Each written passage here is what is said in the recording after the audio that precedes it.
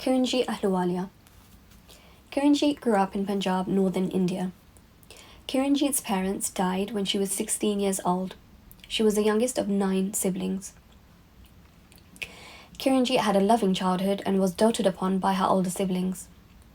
In 1979, at the age of 23, Kiranjit was persuaded to give up her studies and marry a man from England that she had met just once, Deepak Ahluwalia. Kiranjit left her home in Punjab and travelled to England with her new husband. The violence and humiliation started days after the wedding. This marked the beginning of 10 years of physical violence, sexual abuse, control, and food deprivation. Deepak was so obsessed with controlling Kiranjit's behaviour that he even forbade her from eating chilies or drinking black coffee. He forbade her from seeing friends or family, and she was treated like a slave. If he got angry, that was it, she said.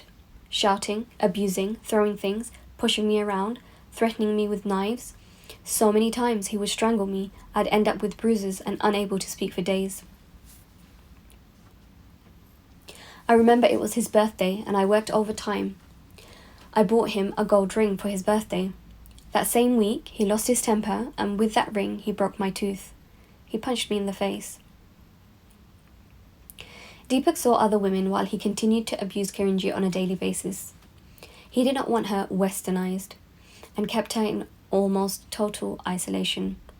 Kiranjit was kicked, punched, slapped, beaten with belts, shoes, and pieces of furniture, threatened with knives and hot irons, strangled, and regularly threatened to be killed. Kiranjit stated that she was afraid to have children with Deepak because she feared that she would never be able to leave him if she did.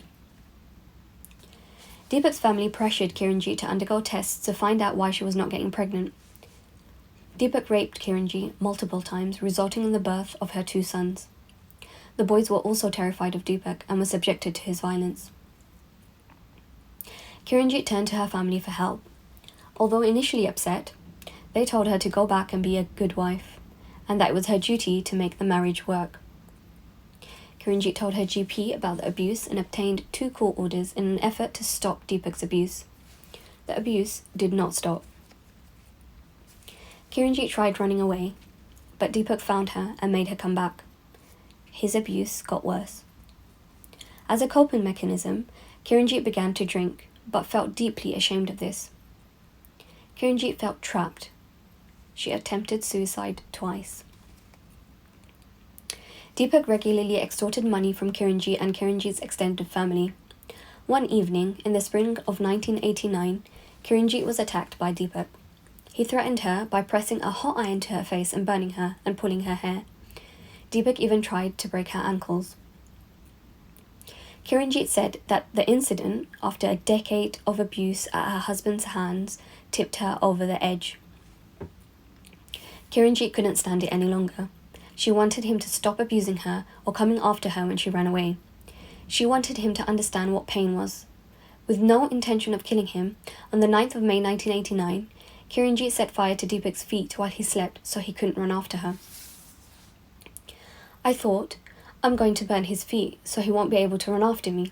I will give him a scar so he will always remember in the end what his wife did to him, so every time he sees his feet with the scar, he will remember me and what he did to me. Kiranjit has maintained that she did not mean to kill Deepak. Deepak died of his injuries 10 days later. Kiranjit was charged with his murder. The trial judge declared that the violence she had suffered was not serious, and the prosecution claimed that she had merely been knocked about. Kiranjit felt ashamed talking about the sexual abuse and her family hearing about it, so she did not give evidence in her own defense. I had full confidence in British law. I thought British law is a modern law and they would understand me, how much I suffered. They never understood how many years I suffered, she said. Her plea for manslaughter due to provocation was overturned and the jury found her guilty of murder. Once in prison, Kiranjit says she felt free, away from her husband. She played badminton, took English classes, and even co-wrote her book, which was later made into a film about her life. Gender-based violence support services stated that a key reason behind the failure of the plea of provocation is a bias towards male behaviour in such cases and the lack of understanding of the dynamics of abuse. Because it had been a few hours since Kiranjit had been attacked by Deepak, it was deemed to be a cooling down period, and not her boiling over, as her defence had suggested.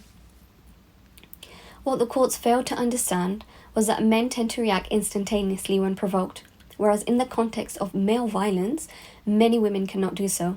In this case, because Deepak's physical strength, size, and the level of power of control he had over Kiranjit. A retrial was ordered in September 1992, where Kiranjit was found guilty of manslaughter due to diminished responsibility, and she was sentenced to 3 years and 4 months in jail. This was the time that she had already served and was released immediately. Kiranjit's release set a historic precedent. The court accepted that women who are victims of abuse may have more of a slow burn reaction when provoked rather than an immediate response.